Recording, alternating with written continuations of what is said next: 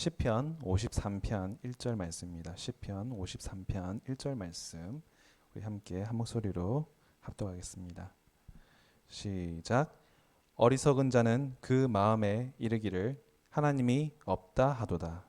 저희는 부패하며 가증한 악을 행하며 선을 행하는 자가 없도다. 아멘. 네, 여러분, 목사님이 11살 때 처음 미국으로 이민을 가서 가장 먼저 배운 영어가 뭘까요?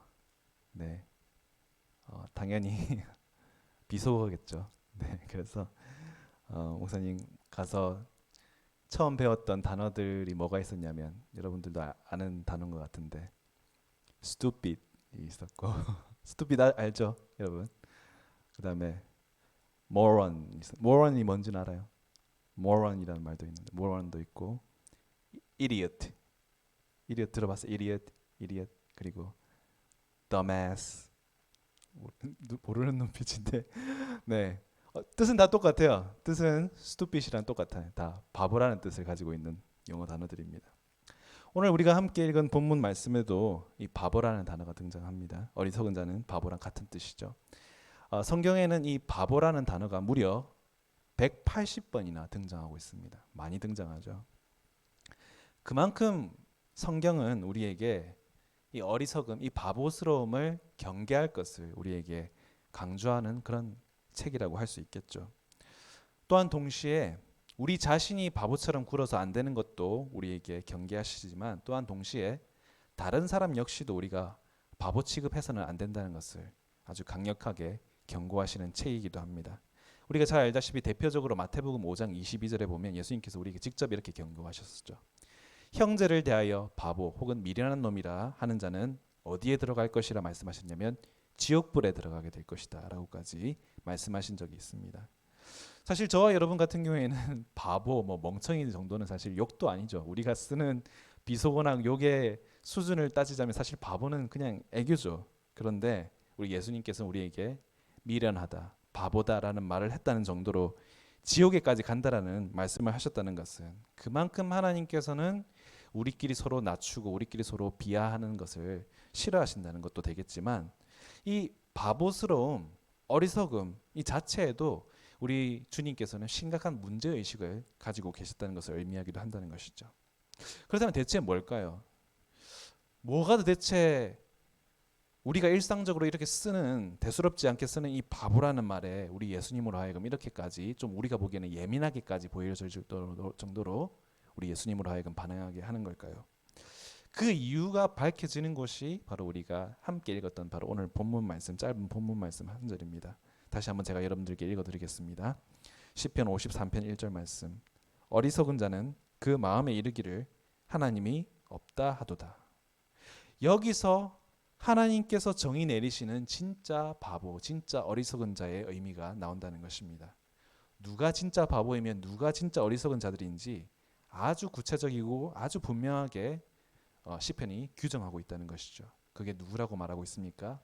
자기 마음에 이르기를 하나님이 없다 하는 자들이 진짜 바보, 진짜 어리석은 자들이라는 것이죠. 결국은요, 여러분, 이 바보스러움, 이 어리석음은 이런 우리가 흔히 쓰는 그런 바보의 의미, 지능의 문제가 아니라 결국은 영적인 문제라는 것을 시편은 우리에게 말씀하고 있다는 것입니다. 실제로 저와 여러분 주위에도 이렇게 하나님이 없다라는 사람들이 정말 많이 있습니다. 우리는 매일같이 그런 사람들을 매일 많이 접하고 살고 있죠. 그런 사람들 우리가 뭐라고 부르죠? 무종교인들이라고 부릅니다. 이런 무종교인들이 70억 전 세계 인구의 약 14%를 차지한다고 합니다. 결코 작은 숫자는 아니죠. 그런데 여러분 우리가 사는 이 대한민국 같은 경우에는 그런 평균을 훨씬 뛰어넘습니다. 2015년이니까 꽤 시간이 지난 조사 결과임에도 불구하고 우리 대한민국의 전체 인구의 무려 56%가 무종교인이라고 합니다. 그 당시만 하더라도 6년 전만 하더라도 세계 12위니까 무종교인의 비율이 아주 높은 나라 중에 하나인 것이죠. 그런데 여러분 우리가 이 코로나 이후로 교회 나오는 사람들이 확 줄었기 때문에 그 증가율은 훨씬 더 높아졌을 거라고 생각되어집니다. 또한 이런 경향은 젊을수록 더욱더 심해져서요. 30대에 70%가 그리고 20대에 80%가 종교가 없다고 하니까 여러분들 나이 또래인 더 젊은 10대들 같은 경우에는 훨씬 더 높겠죠.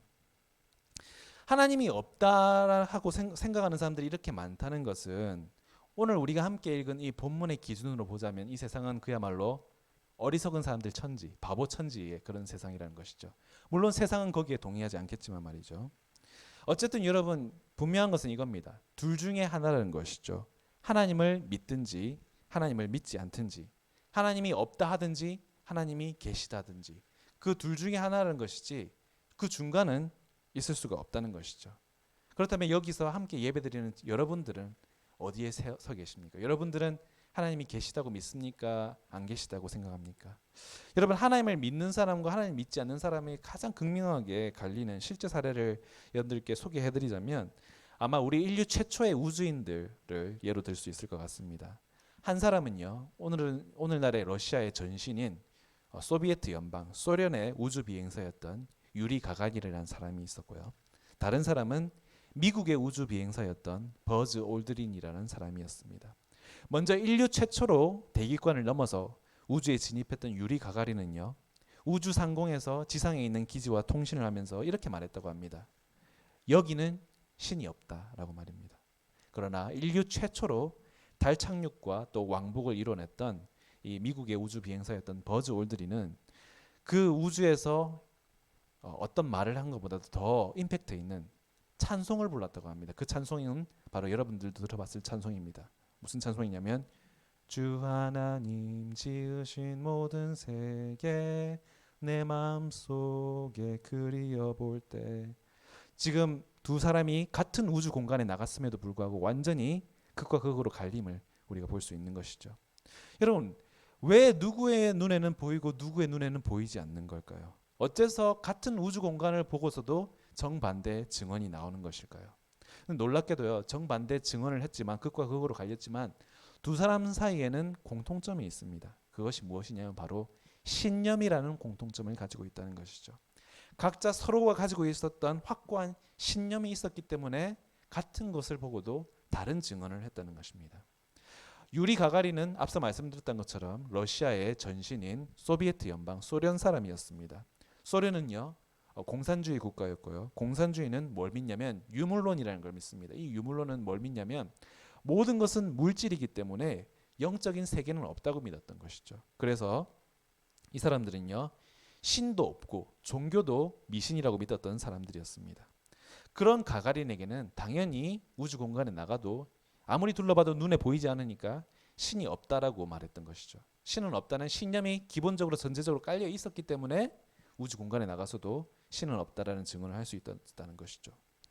그러나 버즈 올드린 같은 경우에는 반대적인 신념을 가지고 있었죠. 왜냐하면 그는 할아버지가 목사였고 그의 집안 역시도 믿음이 신실한 가정이었기 때문에 그에게는 당연히 육의 눈으로는 보이지 않았지만 너무나도 아름다웠던 별들과 우주 공간을 보면서 신이 있다는 신념이 있었다는 것이죠.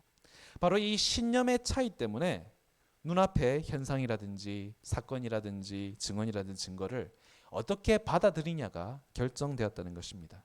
결국 다시 한번 여러분들에게 말씀드리지만 핵심은 결국은 증거의 유무가 아니라 신념의 유무라는 것이죠. 그래서 시편 19편 1절 4절을 보시면 다윗이 이렇게 노래하고 있습니다. 좀 길지만 여러분들께 읽어드리도록 하겠습니다. 하늘이 하나님의 영광을 선포하고 궁창이 그 손으로 하신 일을 나타내는도다. 날은 날에게 밤은 밤에게 지식을 전하니 언어가 없고 들리는 소리도 없으나 그 소리가 온 땅에 통하고 그 말씀이 세계 끝까지 이르도다. 무슨 말씀입니까? 우리가 하는 이런 언어로서는 들려지는 소리는 아니지만 그럼에도 분명히 존재하는 소리가 있는데 그 소리가 누가 내는 소리냐면 온 천지 만물, 하나님께서 만드신 온 천지 만물이라는 거죠. 온 천지 만물이 내는 그 소리가 하나님이 우리를 만드셨다라는 증거를 외치고 있다고 다윗이 말씀하고 있다는 것입니다. 하나님께서는 충분히 직접적으로 노골적으로 스스로를 지금 이 시간에도 드러내고 계시다는 사실이죠. 저의 여러분을 통해서도 마찬가지라는 것이죠. 여러분 상품을 보면요, 어떤 물품이나 상품을 보면 Made in Korea, Made in China 이런 그 만든 국가들의 그 국가들이 어딘지 표식이 되어 있는데 세상 모든 것들에 다 Made by God이라는 표식이 새겨져 있다는 것입니다. 그럼에도 문제는 우리는 납득이 되는데 아닌 사람들한테는 납득이 안 된다는 것이죠. 그런데 앞서 여러 번 예를 들어서 말씀드렸지만 이렇게 세상 사람들이 하나님이 없다면서 하나님을 인정하지 않는 것은 다시 한번 말씀드리지만 증거의 문제가 아니라 증거의 유무의 문제가 아니라 신념의 유무의 문제라는 것이죠. 증거 부족의 이유가 아니라는 것입니다. 그래서 여러분 증거와 입증을 가장 중요시하는 분야인 이 분야에 이렇게 종사하고 있는 과학자들만 하더라도요. 미국 과학진흥회라는 과학자들이 소속되어 있는 큰 단체가 있어요. 여기에 회원들이 약 2,500명이 되는데 그분들을 상대로 조사를 한 결과 놀랍게도 이런 앞서 말씀드린 것처럼 증거와 입증을 중요시하는 이 과학자들이 모여 있는 단체임에도 불구하고 하나님을 믿지 않는 무신론자 비율이 17%밖에 되지 않았다는 것이죠. 나머지 83%는 신의 존재를 인정한다든지 혹은 신이 존재한다는 그 가능성을 부정하지 않는 사람이 무려 83%에 달했다는 것입니다. 그런데 되게 의외였던 것은 뭐냐면 정반대로 인문학자들이 있어요. 사회과학이라든지 철학이라든지 역사라든지 이런 걸 공부하는 인문학인 철학자들의 무신론자 비율은 무려 80%에 달했다는 것이죠. 우리는 당연히 우리가 생각하기에는 이과가 무신론자가 많고 문과가 무신론자가 적을 것 같은데 실제 사례는 오히려 정반대였다는 것이죠. 여기서 우리는 다시 한번 입증하게 되는 것이죠. 다시 한번 말씀드리지만 하나님을 믿고 안 믿고는 증거의 문제가 아니라 무엇의 문제다 말씀드렸죠? 신념의 문제라는 것이죠. 결국은 아무것도 안 믿는다는 것도 신념이라는 것입니다. 그런데 여러분, 이 신념이라는 것도 그렇게 절대적이지가 않다는 거예요. 우리가 뭔가를 믿으면 우리가 아주 강하게 믿을 것 같지만 생각보다도 우리의 신념이 강하지 않다는 것이죠. 상황에 따라서도 자주 변하는 것이 신념이라는 것입니다. 요즘 전 세계적으로 엄청나게 가장 핫한 넷플릭스 드라마가 있죠. 오징어 게임이라는 드라마가 있습니다. 여러분들 나이가 안 되는데도 오징어 게임을 본 친구들도 꽤 많을 텐데 이 오징어 게임의 캐릭터 중에 강세벽이라는 캐릭터가 나와요. 강세벽이라는 캐릭터는 북한에서 한국으로 미립국에서 들어왔는데 이제 부모님과 헤어지고 남동생을 책임져야 되는 그런 캐릭터입니다. 그런데 이 강세벽이 있는데 이 강세벽이라는 캐릭터는 그 누구도 믿지 않는 캐릭터예요. 그런데 이 캐릭터에게 성기훈이라는 주인공이 다가갑니다. 그리고는 이런 말을 합니다. 이걸 봐야 이해를 할 텐데 지금 조폭이 널 죽이려고 벼르고 있으니까 위험하다고 생각되어지면 바로 우리 쪽으로 건너오라고 우리가 같이 서로 지켜주자고 얘기를 했습니다. 그러니까 이 강세벽이라는 캐릭터가 이렇게 얘기합니다. 뭐라고 얘기하냐면 난 사람 같은 거 안 믿어. 그러니까 주인공이 뭐라고 대답하냐면 원래 사람은 믿을만 해서 믿는 게 아니라 안 그러면 기댈 게 없어서 그러는 거야 라고 대답을 하죠. 그러니까 실제로 강세벽이라는 캐릭터가 어떻게 하냐면 그날 밤에 자기에게 위험이 닥치니까 신념을 바꿔서 성기훈 쪽에 있는 사람들에게 가서 성기훈을 의지하게 되고 계속부터 그 이후에도 주인공을 의지하고 믿고 죽는 순간까지도 의지하게 되죠. 여러분 인류 역사상 가장 열심히 하나님이 없음을 사람들에게 설득시키려고 평생을 다 바쳤던 사람이 있었습니다. 바로 프랑스의 작가이자 철학가이자 또 계몽사상가였던 볼테르라는 사람이었습니다. 이 사람은요 영향력 있는 작가였기 때문에 당연히 글을 잘 쓰는 사람이었어요. 그래서 그는 정말 글을 쓸 때마다 그 글이 베스트셀러가 되는데 이 사람의 특징이 뭐냐면 글을 쓸 때마다 기승전 하나님은 없다였어요. 그만큼 하나님이 없음을 자기만 그렇게 생각하고 자기만 그걸 믿는 것이 아니라 다른 사람도 설득시키려고 평생을 애썼던 사람이 바로 볼테르였습니다. 그래서 그가 얼마나 이 일에 확고한 신념을 가지고 애를 썼냐면 자기 자체가 금수저였어요. 부자로 태어났는데 또 수많은 글을 쓰면서 베스트셀러였기 때문에 그 책으로도 또 돈을 많이 번 사람이었는데 그는 그렇게 번 돈과 그렇게 물려받은 돈을 어떻게 썼냐면 직접 인쇄소를 세워서 하나님이 존재하지 않는다는 전도지 같은 그런 팜플렛을 이렇게 찍어서 사람들에게 나눠줄 정도로 대단한 열정을 가지고 하나님을 부인했던 사람이 바로 이 볼테르라는 사람이었습니다. 그뿐만이 아니라 그는 글을 잘 썼을 뿐만이 아니라 앞서 말씀드렸던 것처럼 그는 철학자였고 동시에 계몽사상가라고 말씀드렸죠. 사상가였기 때문에 또한 연설가였어요. 또 말을 잘했다는 것이죠. 그래서 큰 관중들 앞에서 연설을 할 때마다 사람들에게 갈채 박수를 받고 또 청중들의 환호를 받았던 사람인데, 이 청중들 앞에서 연설을 하는 이 연설회장에서 볼테르는 또 이런 신성 모독적인 발언들을 참 많이 했는데, 그런 신성 모독적인 발언 중에서 빠지지 않고 자주 했던 말이 뭐였냐면, 100년만 지나면 하나님을 믿는 이런 따위의 미신은 이 지구상에서 사라지게 될 것이다 라고 호언장담하는 말들을 빼지 않고 꼭 했다고 합니다. 근데 그랬던 볼테르의 그런 말년도 결국은 그도 나이를 먹는 것은 피할 수가 없었다는 것이죠. 그래서 그가 점점 노인이 돼서 이제 병들어 죽음 앞에 이르게 되었을 때, 이제 자신을 봐주는 이 의사에게 이 볼테르가 이런 제안을 했다고 합니다. 내 생명을 6개월만 연장시켜주면 의사 선생님, 제가 가지고 있는 모든 전 재산을 당신에게 드리겠습니다. 남기고 가겠습니다라고 얘기를 했다고 합니다. 당연히 부자였으니까 어마어마한 금액이었겠죠. 그런데 이런 솔깃한 제안을 받았음에도 불구하고 이 의사는 아주 난감해하면서 볼테르에게 이렇게 대답했다고 합니다. 선생님, 볼테르 선생님, 선생님의 생명은요 6개월은 고사하고 6시간도 연장할 수 없습니다. 그런 걸 제가 장담해 드릴 수 없습니다. 그때 이 볼테르가 너무너무 낙심하면서 이렇게 탄식했다고 합니다. 아마 나는 지옥으로 떨어지겠구나 라고 말입니다. 이제 병들고 죽음이 목전에 이르러서야 그 대단했던 볼테르마저도 평생 신을 믿지 않았던 사람이었음에도 불구하고, 지옥을 믿지 않았던 사람임에도 불구하고 이제 죽을 시간이 얼마 남지 않으니까 이제 뭐라고 얘기합니까? 지옥을 얘기하면서 그동안 자기가 신념을 쫓아 살아왔던 삶을 후회했다는 것이죠. 그리고는 어떻게 됐습니까? 그가 죽은 지 얼마 되지 않아서 그가 세웠던, 그의 재산을 털어서 만들었던 그 인쇄소는요 성경을 인쇄하는 인쇄소가 되었고, 또 그의 집은 또 성경을 저장하는 또 창고로 변경돼 사용되어졌다는 것입니다.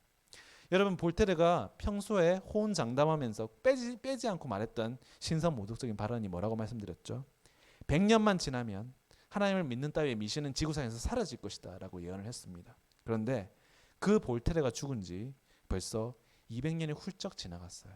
그런데도 하나님을 믿는 미신 따위를 믿는 사람이 지구상에 존재합니까? 존재하지 않습니까? 미신이 뭐예요? 지금도 수많은 사람들이 믿고 있다는 것이죠. 제가 맨 앞에 말씀드렸었어요. 하나님을 믿지 않는 무종교인들이 전 세계 70억 인구의 14%에 달한다고요. 그러나 하나님을 믿는 사람들이 현재 전 세계 인구의 33%, 무려 21억이나 된다는 것이죠. 여러분, 우리 주위에도요 이런 볼테르처럼 하나님은 없다, 하나님은 존재하지 않는다, 그리고 하나님이란 존재가 굳이 필요하지도 않다라고 주장하면서 이런 주장을 신념화해서 믿고 사는 사람들이 우리 주위에도 아주 많이 있습니다. 그렇다 보니까 그들은 아무 꺼리낌이 없어요. 오늘 본문 말씀에 나오는 것처럼 악을 행해도 모든 것이 가능한 전능자가 없다고 생각하니까 나쁜 짓을 해도 혼날 염려가 없어요. 모든 것을 아는 전지자가 없다고 믿기 때문에 나쁜 짓을 해도 들킬 리가 없다고 믿고 삽니다. 그러니까 어떻게 되겠어요? 누구를 두려워하면서 살겠어요? 아무도 두려워할 필요가 없는 것이죠. 그러니까 남의 눈을 두려워하지 않아도 되니까 오늘 본문 말씀처럼 부패하고 가증하며 악을 행하게 된다는 것입니다. 나만 잘 살고 나만 좋아도 된다는 거죠. 다른 사람 배려할 필요가 없다는 거죠. 왜냐하면 그 책임을 물을 필요가 없을 것이기 때문입니다. 제가 자꾸 여러분들에게 여기 아마 오징어 게임을 안 본 친구들도 분명히 있을 텐데 자꾸 오징어 게임 얘기를 해서 죄송한데, 그 오징어 게임 드라마에도 게임의 호스트들, 게임의 VIP들이 있어요. 그 사람들이 뭐라고 얘기를 하냐면 그 게임을 만든 이유가, 데스 게임, 서로를 죽이는 게임을 만든 이유가 뭘 해도 재미가 없어서 이 게임을 만들었다라고 얘기를 합니다. 그래서 자기들 마음대로 Playing God, 공평이라는 이름으로 신을 놀이하면서 사람들의 마음, 똑같은 동등한 사람들의 생명을 마음대로 룰 정해서 빼앗아 갔다는 것이죠. 왜 사람들이 이런 끔찍하고 잔혹한 일들을 이렇게 두려움 없이 행했습니까? 왜냐하면 그들은 그들의 행동에 대한 후원, 그들의 행동에 대한 책임에 대해서 전혀 두려움이 없었기 때문에 이러한 일들을 행했다는 것이죠. 돈이 있기 때문에, 권력이 있기 때문에 누구도 자기를 건드릴 수 없다라고 믿었기 때문에 이런 일들을 벌였다는 것이죠. 만약에 그들이요 전능자, 전지자이신 신이 있다고 믿었다면, 그리고 그분께서 내리시는 심판과 또 그 심판 때문에 떨어질 지옥이 있다고 믿었다면 어떻게 감히 이런 참담한 일들을 계획하고 실행에 옮길 수 있었겠습니까? 여러분, 저와 여러분도요, 우리가 완벽하지는 않지만 최대한 우리가 삶을 살면서 그래도 최선을 다해서 악하고 어리석은 일들을 범하지 않으려고 노력하는 이유도요, 솔직히 까놓고 얘기해서 우리가 착해서가 아니라, 우리가 좀 나아서가 아니라, 우리 안에 선은 기뻐하시나 악은 미워하시는 하나님에 대한 그 의식함과 하나님을 두려움이 있기 때문에 우리가 삼가고 조심하고 자제하고 산다는 것이죠. 여러분, 다시 한번 말씀드리지만 이 오징어 게임의 설계자는요, 돈이 너무 많아서 뭘 해도 뭘 먹어도 사는 게 재미가 없어서 게임을 시작했다라고 말했습니다. 여러분, 이 게임의 설계자는 돈은 많았을지 모르지만 너무나도 어리석은 사람이었죠. 왜냐하면 죽는 순간까지도 내기를 하면서 재미를 추구하다가 허무하게 눈을 감는 최후를 맞았기 때문입니다. 여러분, 하나님 외에 삶의 의미를 쫓는 사람들의 결말은 이처럼 허무할 뿐입니다. 그게 현실의 인물이든 가상의 인물이든 마찬가지라는 겁니다. 앞서 말씀드렸던 것처럼 유리 가간인이든, 그게 볼테르였던, 그게 오징어 게임의 호스트였던 오일남이었던, 그게 누구든 간에 그들의 끝에는 그들이 부정했던 하나님의 존재와 마주했어야 됐다는 사실입니다. 그러므로 여러분, 하나님이 없다 했던 그 언행에 대해서는 자기가 책임을 지고 대가를 치러야 한다는 것이죠. 여러분, 오늘 본문에 우리에게 진짜 어리석은 사람들이 누구인지 우리에게 말씀해 주셨습니다. 진짜 어리석은 사람들, 진짜 바보는요, 바로 오늘 본문에 나오는, 그리고 제가 여러 예를 들어서 언급했던 사람들처럼 대안이 없는 사람들이 바로 어리석은 사람들입니다. 하나님이 실제로 존재한다는 그 가능성에 대해서 아무런 대책이 없는 사람들. 그래서 나중에 실제로 하나님을 대했을 때, 마주했을 때 그 무대책에 대해서 결과로 심판과 지옥이라는 대가를 어쩔 수 없이 수용해야 되는 사람들이 진짜 바보요 어리석은 사람들이라는 것입니다. 적어도 하나님이 없다 하면서 부패하고 가증하게 악을 행하며 살았을 때는 이런 위험을 감수하고 하나님이 계시다는 그 가능성을 전혀 배제하는 확신이 있었기 때문에 이런 운명을 맞이하는 게 아니겠습니까? 뿌린 대로 거둔 것이죠. 여러분, 아무쪼록 이런 어리석은 사람들이 되지 않기를 바랍니다. 하나님이 없다 하면서 멋대로 마음대로 사는 그런 바보들에도 동조해서는 안 되겠죠. 지옥문 앞에 서서야 불타는 그 지옥불을 보면서 패닉해봤자 때는 이미 늦었다는 것이죠. 여러분, 모든 것을 감찰하시고 기록하시고 기억하시고, 또 성경에 나오는 것처럼 저울에 달아서 판단하시는 그런 재판장 되신 하나님을 두려워하여서 악은 피하고 또 선을 행하는 삶을 살아가시는 우리 모든 귀한 친구들 되기를 바랍니다. 그게 어리석은 삶, 바보스러운 삶의 정반대인 하나님께서 우리에게 권면하시는 지혜로운 삶이라는 것이죠. 바라긴 여러분, 역대 그 어느 세대보다도 하나님이 없다 하는 사람들이 많은 세대 가운데 사시는 여러분은 끝까지 믿음을 지키셔서 이렇게 하나님이 없다는 사람들이 보지 못하는 하나님의 얼굴을 보고, 또 그들이 만지지 못하는 하나님의 옷자락을 만지고, 또 그들이 듣지 못하는 하나님의 음성을 들으시는 우리 모든 귀한 남성을 미랄교회 중등부 친구들 되기를 주님의 이름으로 축원합니다. 함께 기도하겠습니다. 사랑과 은혜가 풍성하신 하나님 아버지, 정말 진짜 그냥 겉으로 보기에도 마지막 때가 가까워하는 것 같습니다. 하나님이 없다는 사람들이 너무나도 많기 때문입니다. 하나님, 우리로 하여금 오늘 본문이 말씀하시는 것처럼 이런 어리석은 자들이 되지 않게 하여 주시고, 말씀과 기도로 늘 깨어있게 하여 주셔서 하나님이 필요 없다 착각하는 오류에 동참하지 않게 하여 주시옵소서. 이 모든 말씀, 세상이 보지 못하고 듣지 못하고 가지지 못한 것을 보게 하시고 듣게 하시고 가지게 하여 주시는 우리 구주 예수 그리스도의 이름 받들어 기도드립니다. 아멘. 축도함으로 예배를 마치겠습니다. 이제는 우리 주 예수 그리스도의 은혜와 하나님의 크신 사랑과 성령님의 감화감동 교통하심이 전능자요 전지자를 두려워하여서 악을 피하고 선을 행하여 살기를 결단하는 귀한 주의 자녀들 머리 위에 이제부터 영원토록 함께 있을지어다. 아멘.